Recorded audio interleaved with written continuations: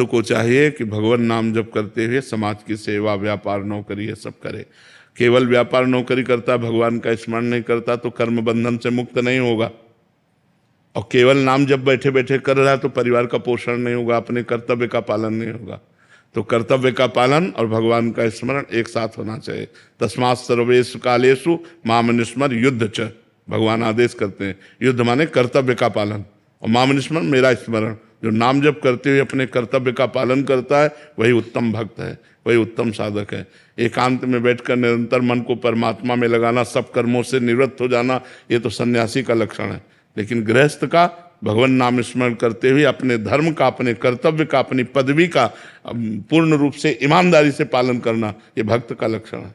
समझ पा रहे हैं आप? जैसे आप शुरू से साधना में रहे, तो मैं कहना चाह रहा हूँ कि कभी आपको भी किसी ने निरुत्साहित किया था कि तुम्हारे बस की बात नहीं, जैसे भजन सबसे डिफिकल्ट चीज है पूरे वर्ल्ड में? ऐसों का संग ही नहीं हुआ, हमारा संग हुआ है सिद्ध महापुरुषों का, जो निरंतर ब्रह्माकार भगवताकार, जिनके देखते ही आग लग जाए कि मैं परमात्मा प्राप्ति कैसे करूं। ऐसा संग ही नहीं हुआ। गंगा किनारे ऐसे लोग थोड़ी मिलते हुआ, तो सिद्धों का गढ़ है, एक से एक भगवत प्राप्त महापुरुषों के दर्शन होते रहे, तो एक नई आग जलती रही कि मैं कैसे इस सिद्धावस्था को प्राप्त करूं, मैं कैसे ब्रह्मबोध प्राप्त करूं, ये लगन लगी रही। ऐसे लोगों का संग ही नहीं हुआ भगवान की कृपा से। मेरा प्रश्न मतलब इसमें ये था कि अब जैसे हमें लोग मिलते बड़े हमारे, तो आप बोलते कि सलाह लेनी जरूरी, कि क्या करना चाहिए? पढ़ाई के विषय में पूछ रहे हैं महाराज जी, कि मतलब कोई निरुत्साहित करे तेरे बस का नहीं है ये बनना। नहीं, ऐसे नहीं मानना चाहिए। नहीं, आप सब कुछ बन सकते हो, आप सब कुछ कर सकते हो। जब हमें मनुष्य जीवन मिल गया तो हम कुछ भी कर सकते हैं, बहुत अच्छा कर सकते हैं, बहुत बुरा भी कर सकते हैं। तो हमें अच्छा सोचना चाहिए, किसी के निरुत्साहित करने से नहीं, किसी के निरुत्साह, अपने उत्साह को भगवान से जोड़ना चाहिए। तभी कह रहे हैं भगवान से कनेक्शन रखो।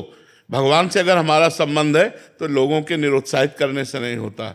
मतलब जब आप हमारी अवस्था में थे 20-21 में, तो आपकी मानसिक स्थिति क्या थी अपने लक्ष्य को लेकर? भगवान की प्राप्ति, केवल भगवान की प्राप्ति, केवल भगवान। हम तो 13 वर्ष की अवस्था से घर से निकले। हम हमारे जब गुरु आश्रम में रेख हल्की हल्की आ रही थी मुझ के, तो देखो पक गए। एक ही लक्ष्य था भगवान की प्राप्ति, बस। हम घर से निकले थे तो एक ही लक्ष्य था भगवान की प्राप्ति, मुझे भगवान मिल जाए, बस, और कुछ नहीं। और हमें पता ही नहीं था संसार के भोगों का, उस समय तो पता ही नहीं था, क्योंकि गांव में पैदा हुए। गांव में 15, 16, 17 तक तो, अब तो मतलब 12 वर्ष का बच्चा आपको पढ़ा देगा, क्योंकि मोबाइल रखता है। उस समय मोबाइल की सृष्टि नहीं थी। और 13 वर्ष की अवस्था में बचपन से हमारा अभ्यास था गीता, रामायण, चालीसा, ये सब पढ़ना। तो हमारे दिमाग में एक बात बैठ गई थी कि जीवन का परम लाभ है भगवान की प्राप्ति। नहीं, कभी कभी जैसे ऐसी स्थितियां आई हैं तो भगवान ने तुरंत चमत्कार दिखाया है, भगवान ने तुरंत हमारे मन को घसीटा है। जैसे कई बार निराशा आई कि मतलब ऐसी परिस्थिति, इतना कष्ट सह रहा हूँ फिर भी कुछ अंदर अनुभव में नहीं आ रहा है, बड़े उदास हुए, खिन्न, तो कोई न कोई संत आ गए और ऐसा उपदेश किए कि एकदम मन में फिर उत्साह हुआ, फिर आगे बढ़े, फिर आगे बढ़े। अब तो कोई ना उत्साह की ना निरुत्साह की, इनका कोई महत्व नहीं रह गया। अब उत्साह का भी और निरुत्साह का कोई महत्व नहीं रह गया। चाहे मन विषाद युक्त हो या हर्ष युक्त हो, इससे कोई संबंध नहीं रह गया। अब तो मतलब भगवान की केवल अपार कृपा में डूब रहा हूं। नहीं तो शरीर को लेकर के अगर हम वर्णन करें तो कष्ट ही कष्ट है। तो हम अब वो यही तो मजा है मनुष्य जीवन का, यही मजा है कि मृत्यु का दुख भोगते हुए भी ताल ठोक के निकल जाए, हर कष्ट सहते हुए मुस्कुरा के निकल जाए। यही तो मस्ती है, और किसी मस्ती सही हम जितेंद्रियता, भगवान का चिंतन, यही मजा है। मजा ये है कि अपने आप में अपने आप से संतुष्ट रहो। शरीर बीमार है तो बीमार रहने दो, क्या फर्क पड़ता है। निकुंज अग्रवाल जी मथुरा से। राधा वल्लभ श्री हरिवंश महाराज जी। महाराज जी, मैंने आपके सत्संग में प्राय कई बार सुना है कि हमें अपने जीवन में भजन करते रहना चाहिए, भजन से सब कुछ प्राप्त हो सकता है। महाराज जी, मेरा प्रश्न है कि भजन का वास्तविक अर्थ क्या है? महाराज जी, क्या भजन और नाम जप एक ही होता है? वैसे भजन का तात्पर्य होता है भगवत भाव में भर करके ठाकुर सेवा, समाज सेवा, माता पिता की सेवा, परिवार की सेवा, इसे भजन कहते हैं। और जो नाम, उसे जप कहते हैं, सुमिरन कहते हैं, चिंतन कहते हैं। इसीलिए महान ज्ञानियों में अग्रगण्य श्री हनुमान जी महाराज कहते हैं, कहा हनुमंत विपति प्रभु सोई, जब तो सुमिरन भजन न होई।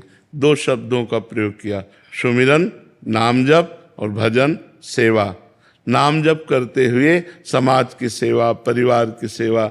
इसे ही गीता में भगवान जी कह रहे हैं, सर्वदा सर्वकालेषु माम निस्मर युद्ध च, मेरा स्मरण करते हुए युद्ध रूपी भजन कर। भजन मतलब सेवा, कर्तव्य का पालन करना, ये भजन के अंतर्गत आता है। और नाम जप ये सुमिरन, चिंतन, स्मरण, जप इसके अंतर्गत आता है। किसका प्रश्न है, समझ पा रहे हो? हाँ, शरीर से खूब सेवा करें। हमारे ये तीनों पवित्र होने चाहिए, तन, मन और धन। तन सेवा से पवित्र होता है, मन सुमिरन से पवित्र होता है, और धन दान से पवित्र होता है। शोधन धन्य प्रथम गति जाकी, भगवत भक्तों की सेवा, संत सेवा, समाज सेवा, बीमारों की सेवा, गौ सेवा, विप्रों की सेवा, इससे धन पवित्र होता है। और तन से माता पिता की सेवा, शास्त्र आज्ञा के अनुसार कर्तव्य कर्म का पालन करना, और मन भगवान के सुमिरन में, तो तन मन धन तीनों पवित्र हो गए, वो भगवान को प्राप्त हो जाता है।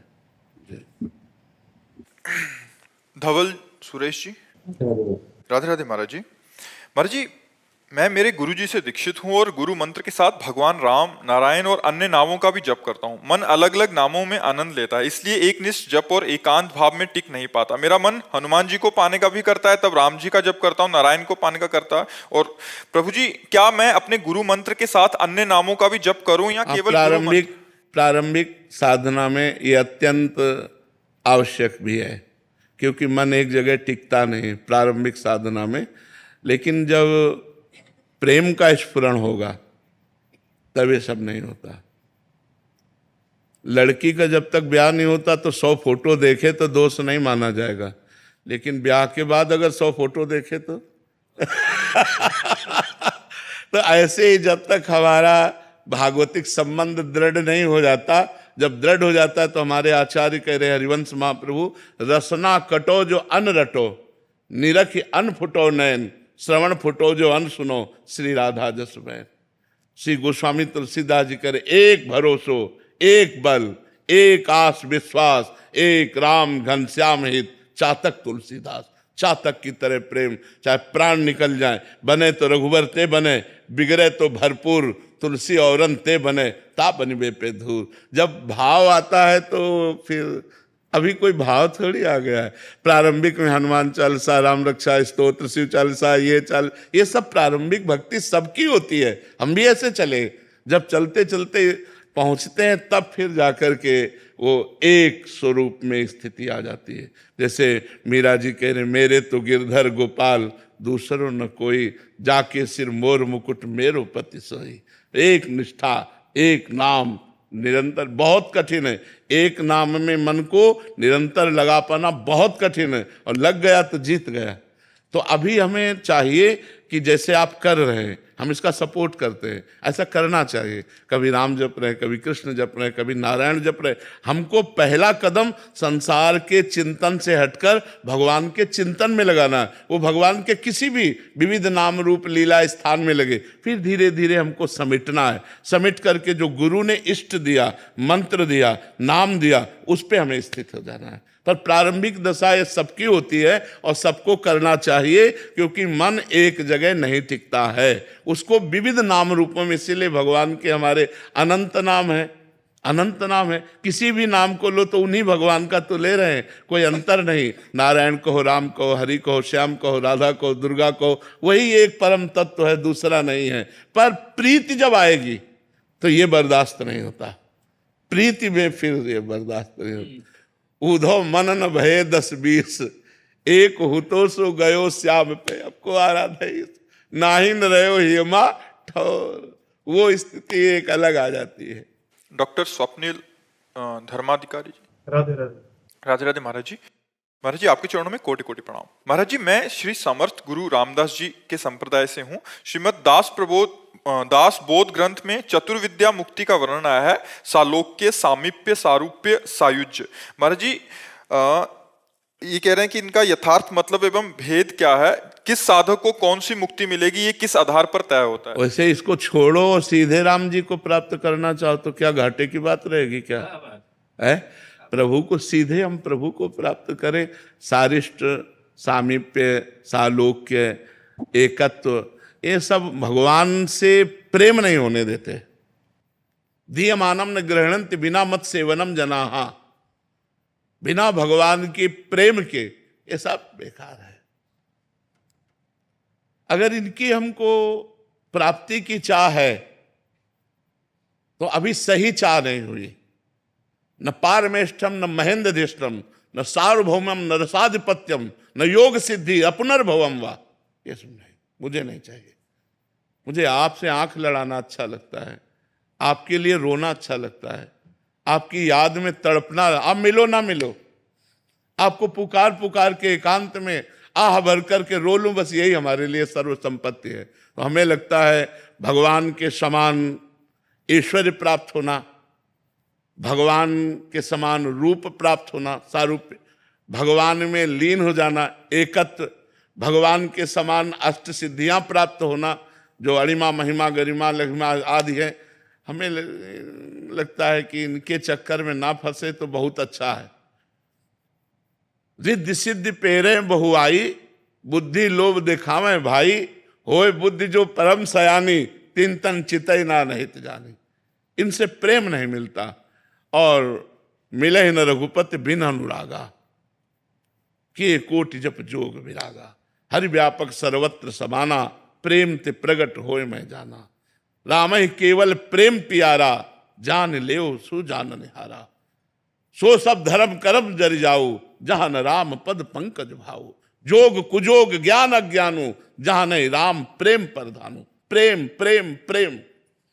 इसलिए भैया मुझे लगता है कि प्रेम में पर चला जाए। क्यों? जहां ये सब अपने आप मिल जाती। दीयमानम न गृह्णन्ति बिना मत सेवनम जना, सारिष्ट सामीप्य सायुज्य एकत्व रूपत्व, जितने भी सब वैभव है ये भगवान का ही तो है मेरे। तो जब मुझे भगवान मिल गए थे तो सब अपने आप हमारे पीछे डोलेंगे। इसलिए खूब निरंतर नाम जप करो, भगवान की लीला कथा सुनो और सब में भगवत भावना करो। इससे बड़ी कोई साधना नहीं। हमारी वाणी भगवान के गुण लीला का गायन करे, हमारी श्रवणेंद्री भगवान के नाम गुण का श्रवण करे, और हमारा मन भगवान के चिंतन में रहे, हमारा सिर सब कोई भगवान के स्वरूप है ऐसा मानकर सिय राम में सब जग जानी, करो प्रणाम जोरी जुग पानी। इससे बढ़कर कोई साधना नहीं। समझ रहे हो? तो इसी में लगो। महापुरुषों ने जो इन सिद्धियों का वर्णन किया है, इन जो मोक्ष आदि का वर्णन किया है, तो जिनके अंदर मोक्ष की लालसा होती है उनकी बात है। आप जहां प्रश्न कर रहे हो यहाँ मोक्ष का कोई महत्व नहीं है।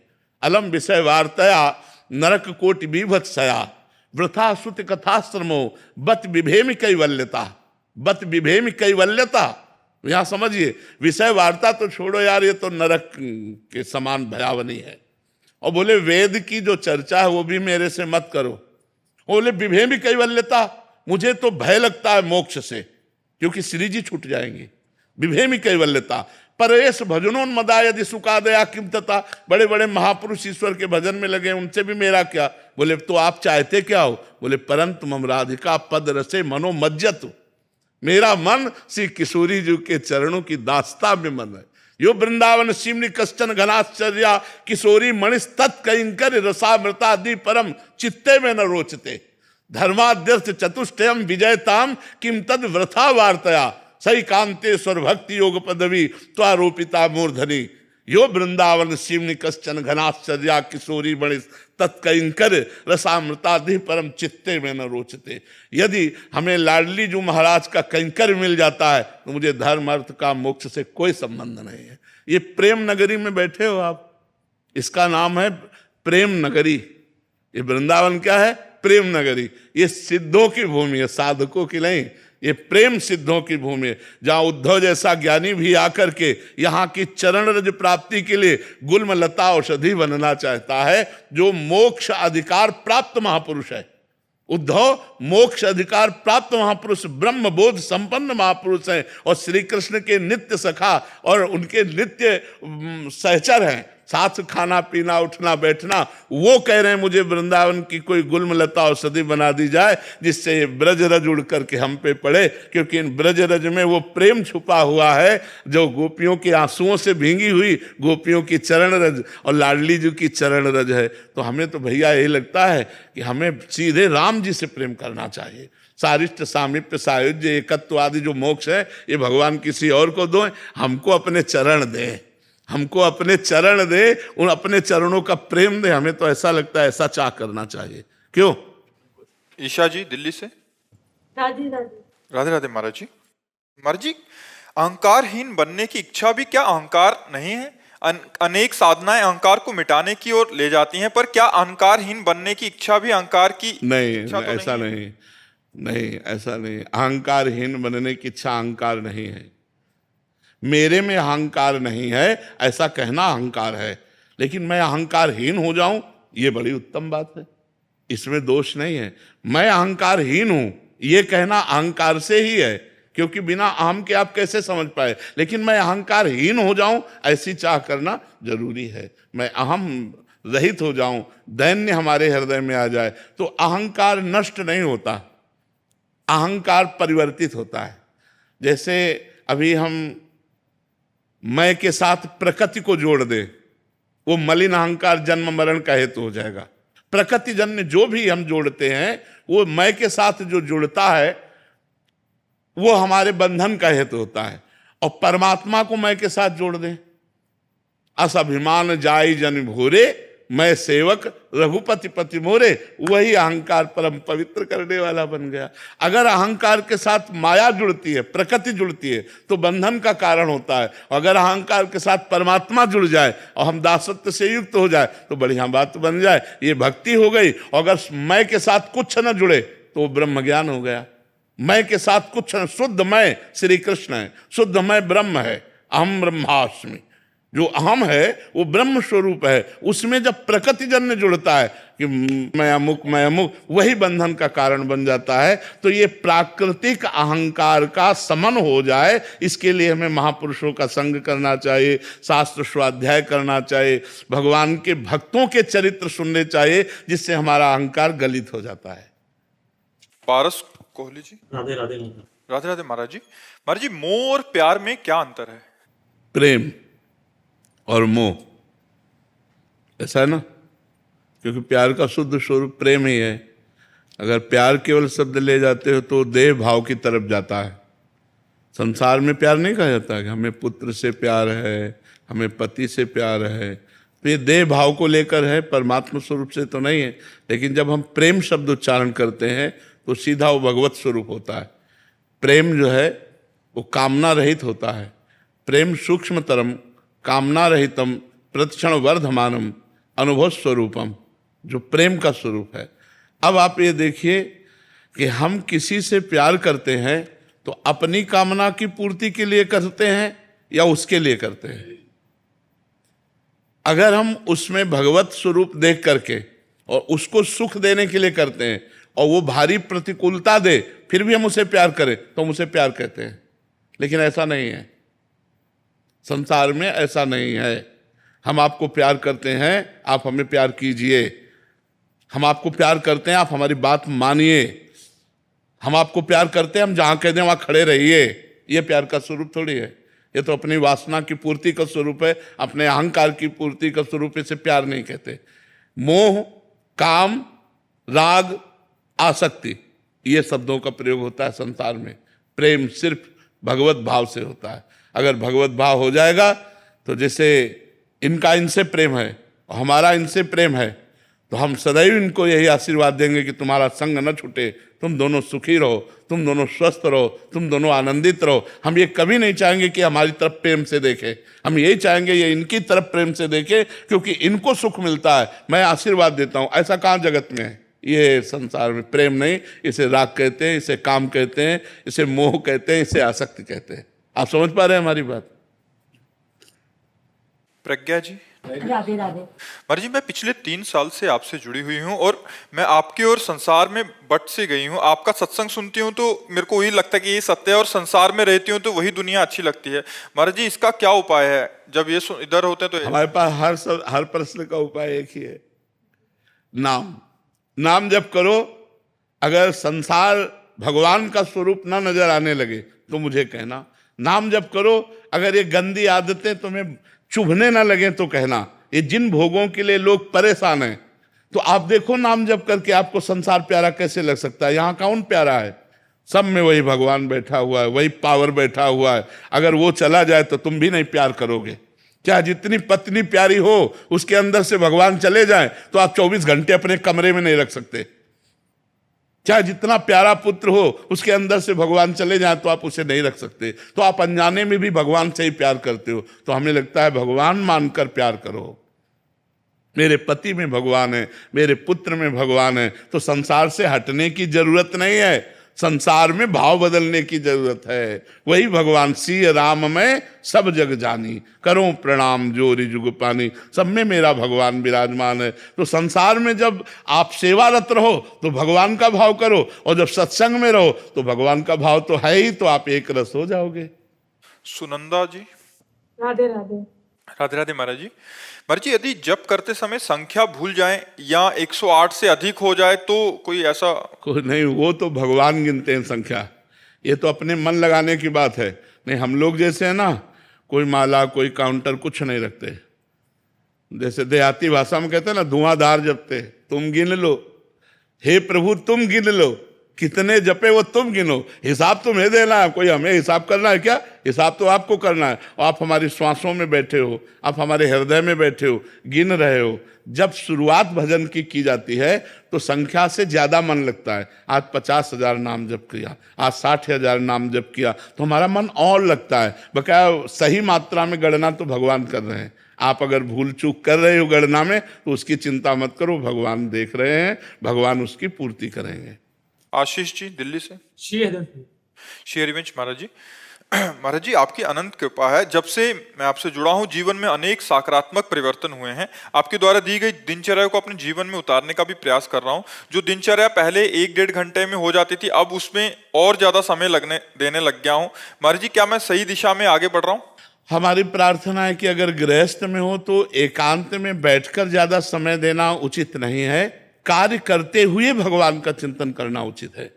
मान लो आप 1.5 घंटे की जगह 4 घंटे बैठने लगे, उस पर हम राजी नहीं है। बैठना आवश्यक नहीं है।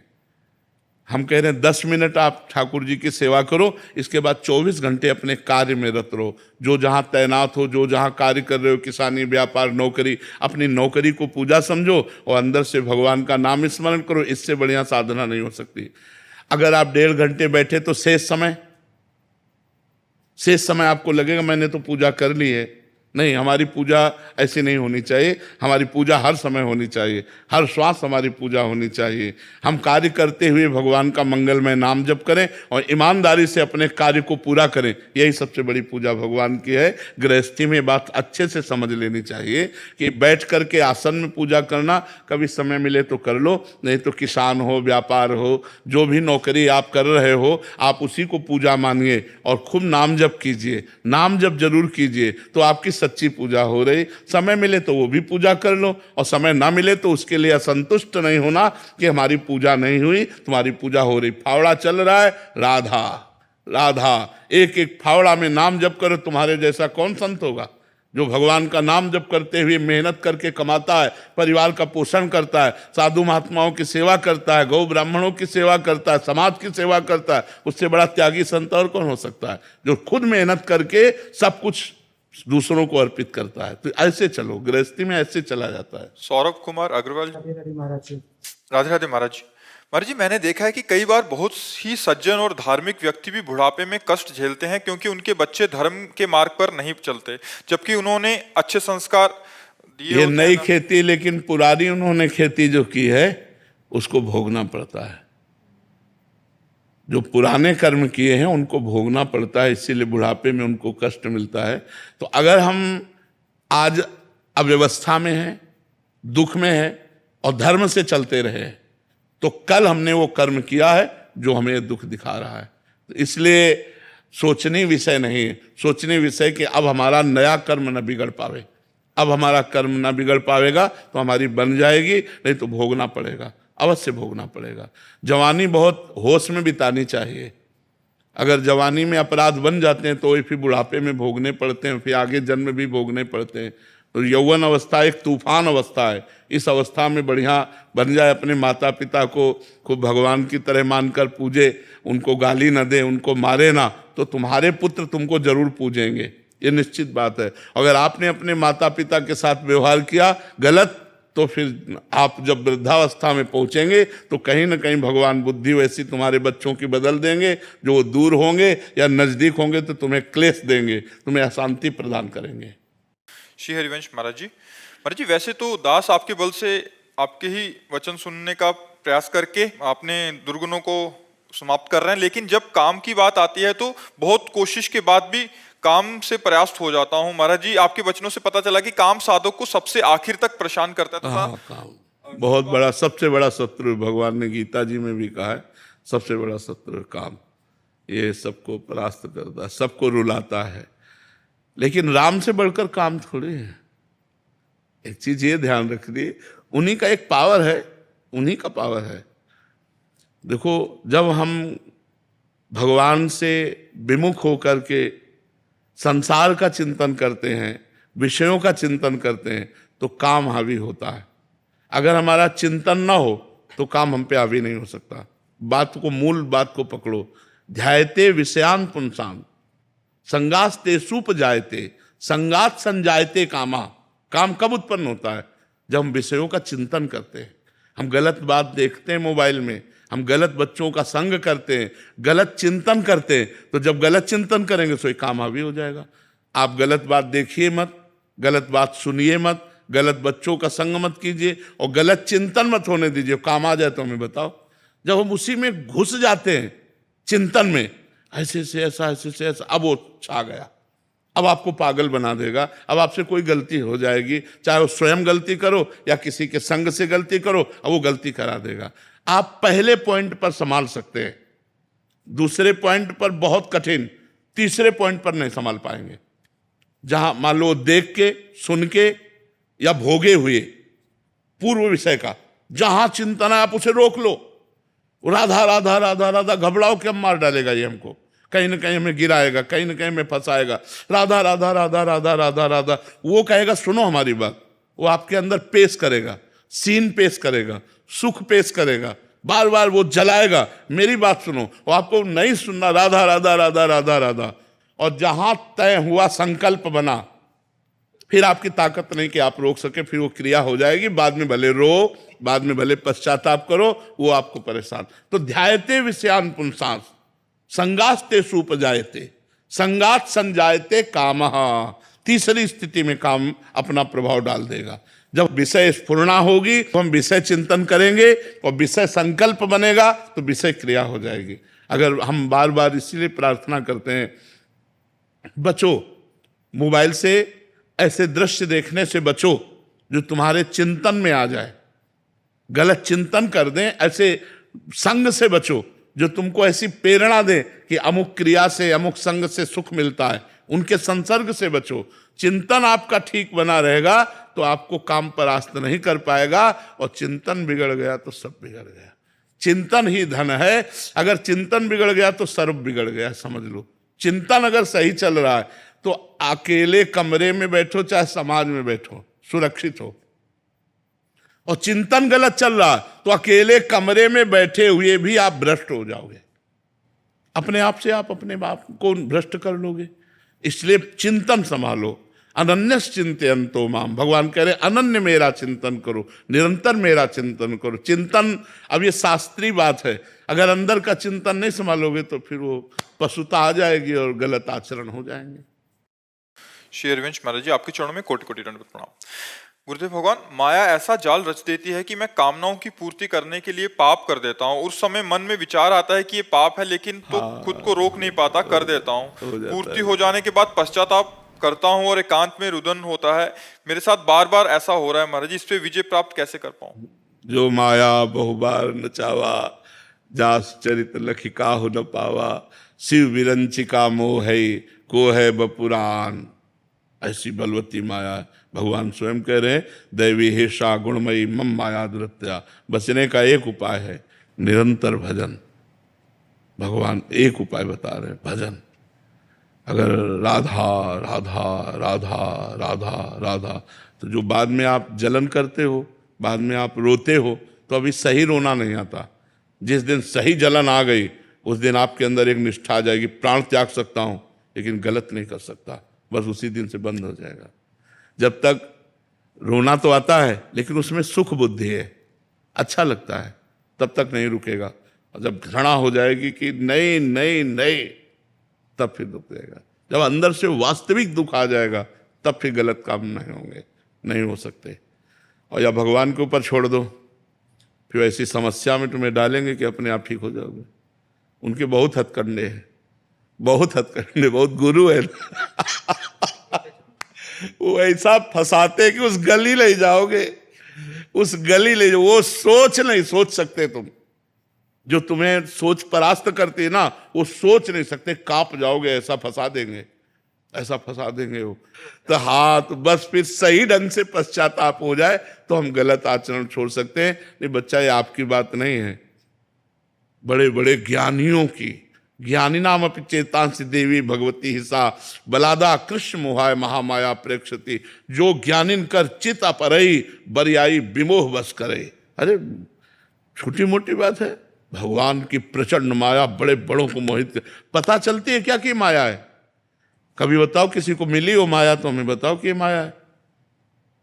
आप किसको माया कहते हैं? भ्रम।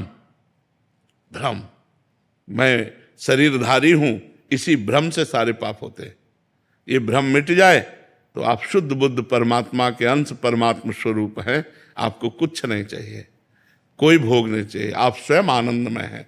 ईश्वर अंश जीव अविनाशी चेतन अमल सहज सुख राशि, सहज परमानंद स्वरूप आप हैं। इन क्षुद्र भोगों में कहीं आपको तृप्ति थोड़ी मिलेगी, पर अज्ञान भ्रम, बस इसी भ्रम से ये पूरा संसार परेशान है।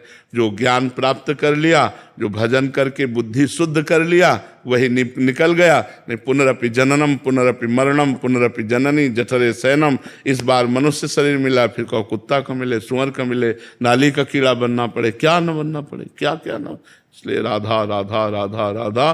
पाप आचरण से बचो, भगवान नाम जप करो, पवित्र भोजन पाओ और खूब सेवा करो, खूब कर्तव्य का पालन करो। इसलिए मनुष्य जीवन मिला है, कायर बनकर बैठने के लिए नहीं मिला। खूब कर्म करो, अच्छे कर्म करो, धन कमाओ, परिवार को सुख दो, समाज को सुख दो, इसलिए आपको मनुष्य शरीर मिला है। महाराज जी, कभी कभी काम अगर मस्तिष्क में आता है तो नाम से उसे काटने की कोशिश करता हूँ, तो ऐसा सवाल आता है कि काम में भी नाम को बीच में ला रहा हूँ मैं। नहीं, जरूर लाना चाहिए। जब तक नाम नहीं लाओगे तब तक काम तुम्हें गिरा देगा। नाम है तो काम को तुम परास्त कर सकते हो। अगर नाम जप नहीं चल रहा तो फिर वो तो अपना अधिकार कर ही लेगा। हाँ, अच्छा, अगर मूल में देखो तो काम कौन है? मूल में देखो तो काम कौन है? भगवान का ही तो अंश है। देखो, भगवान श्री कृष्ण के पुत्र प्रद्युम्न रूप में काम ही तो अवतार ले रहा है। अगर उसमें पावर है तो भगवान का ही तो है। यदि हम भगवान का नाम जप करेंगे और भगवान से प्रार्थना करेंगे तो क्या काम हम पर दया करके हमें छोड़ नहीं देगा? विचार करो, छोड़ देगा। जब हम गलत आचरणों पे चलते हैं तो काम हावी होता है, और जब हम सही आचरणों पे चलते हैं तो वही काम सही रूप ले लेता है। अब हमारे अंदर कामना आ गई, कब भगवान से मिलूं, कैसे भगवान को देखूं, कैसे मैं संसार से, ये भी तो काम है, कामना है। गलत भोगों की कामना हट गई, अच्छी कामना आ गई, हमारा काम बन गया। तो हमें नाम जप करना चाहिए, अधिक से अधिक नाम जप। जब काम आदि दोष हो तो कीर्तन करना चाहिए, क्योंकि उस समय मन नहीं लगेगा तो जोर जोर से राधा राधा राधा राधा कीर्तन करना चाहिए। यही उपाय है इन गंदी आदतों से बचने का। नहीं तो पूरा संसार इन्हीं में फंसा हुआ है। आप थोड़ी केवल फंसे हो, आप तो भक्त हो इसलिए अपनी बात कह रहे हो, पूरा संसार इसी में फंसा हुआ है। बोले या ना बोले, अपना रजिस्टर जांच लो तो गलत ही गलत मिलेगा। हम दूसरों को क्या कहें? अपना जब रजिस्टर जांचो तो ऐसा लगता है भगवान कृपा करे, भगवान क्षमा करे, हमसे गलती हो गई, हमें आगे सुधार का अवसर दे। यही सबको नचाए है, सबको नचाए माया। ऐसे थोड़ी है कि तुम ही केवल नाच रहे हो, हम तुम सब नाच रहे हैं। बच वही पा रहा है उतना जितना जो भजन कर रहा है। जो हर समय भजन में तो पूरा बच गया, थोड़ा भजन तो थोड़ा बच गया, आधा भजन तो आधा बच गया। जिस समय भजन नहीं होगा, कहा हनुमंत विपत्ति प्रभु सोई, जब तो सुमिरन भजन न होई। उसी समय माया फंसा लेगी जब हम भजन से विमुख हैं, भगवान से विमुख हैं। जी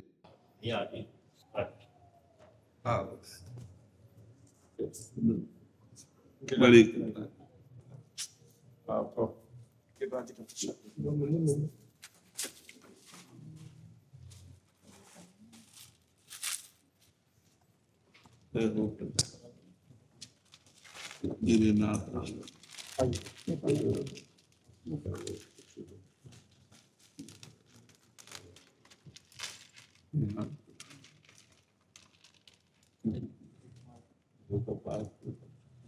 स्वास्थ्य आपका भगवान ठीक रखे और सबको आनंद रहे। हम ये बात का पूरे भारतवर्ष में नहीं, विश्व में एक अच्छे संत के रूप में आपकी प्रतिष्ठा स्थापित हुई, तो इससे सनातन भी गौरवान्वित। तो मेरे को भी लगता है कि अब आपको भगवान दीर्घायु और स्वास्थ्य जो है बनाए रखें आपका। अब दोनों किडनी फेल है, रोज डायलिसिस होता है, जब तक चले तब तक चले, ऐसा खेल है। एक बार महाराज जी आपको बताएं कि पिछले विगत कुछ वर्षों में देखते थे कि धन, वैभव और ज्ञान ये जिनके पास आ रहा है उनमें कहीं ना कहीं अहंकार आ रहा है। और आपको देखने के बाद भक्ति मार्ग जो है वो सबसे बड़ा है। तो भगवान से ही कहते हैं भगवान ना ऐसा धन दीजिए, ना ऐसा ज्ञान दीजिए जिससे अहंकार हो जाए, दूसरे को छोटा समझने लग जाए। आपको देखते हैं, आपकी वाणी सुनते हैं तो ये लगता है कि आपके मन में, आपके शब्दों में, आपके विचारों में से भगवान प्रवाहित हो रहे हैं सबके मध्य। अब हमें आप संतों की कृपा से पता चला, शास्त्रों से पता चला कि सब में मेरे आत्माराम प्रभु विराजमान है, तो किससे अभिमान करें? हाँ ठीक, किससे? सब में मेरे प्रभु विराजमान हैं। अच्छा, वो गाली दे रहे हैं तो स्वामी है, समर्थ है, दे सकते हो। वो निंदा कर रहे हैं तो स्वामी हो, समर्थ हो, आप दे सकते हो। हम तो आपके दास हैं, आप जैसा चाहो। भगवान ने जैसा गीता जी में कहा, दंभो दर्पो भी मानश्च क्रोध पारुष्य में अज्ञानम चाभी जातस्य पार्थ संपदा, आसुरी संपदाएं हैं। तो ये जिसमें आ गई तो ये तो फिर उसका मतलब निश्चित रूप से पतन की तरफ उन्मुख हो। भक्ति का जो शुद्ध ज्ञान स्वरूप प्रकाशित होती है वो सब में अपने इष्टाकार वृत्ति होती है। उमा जे राम चरण रत विगत काम मद कोह, निज प्रभु में देखें जगत कैसन करें विरोध। बहु नाम जन्मनावंते ज्ञानवान माम प्रपद्यते वासुदेवा सर्वमिति। जब वो सब है, वासना वासुदेवस्य वासितम भुवनत्रयम् सर्वभूत निवास, तो हमको विश्वास करना है इस बात पर कि मेरे प्रभु इस रूप में, मेरे प्रभु इस रूप में, मेरे प्रभु इस। अब प्रभु क्या करते हैं ये हमें सहना है, जैसा भी हो आपका ही हो। तो ये बात आप संतों से समझ में आई है कि ये सब मेरे प्रभु ही है। इसीलिए अब अंतिम जो इच्छा है कि ना कभी कहीं भ्रम पैदा हो कि प्रभु के सिवा और कोई है। बस यही बात हमारे मन में बैठे बैठे शरीर पूरा हो जाए कि मेरे प्रभु का ही ये सब विलास है, मेरा स्वामी ही सब रूप धारण किए हुए है, उसके सिवा कोई नहीं। जिधर देखो मेरे स्वामी सब रूपों में है, चाहे वो जड़ हो, चाहे वो चैतन्य हो, चाहे वो पापी हो, चाहे वो पुण्यात्मा हो, चाहे वो शुभ हो, चाहे अशुभ हो, मेरा स्वामी सब रूप में, एक ओहम बहुत श्यामा, मेरा स्वामी ही सब रूपों में विराजमान है।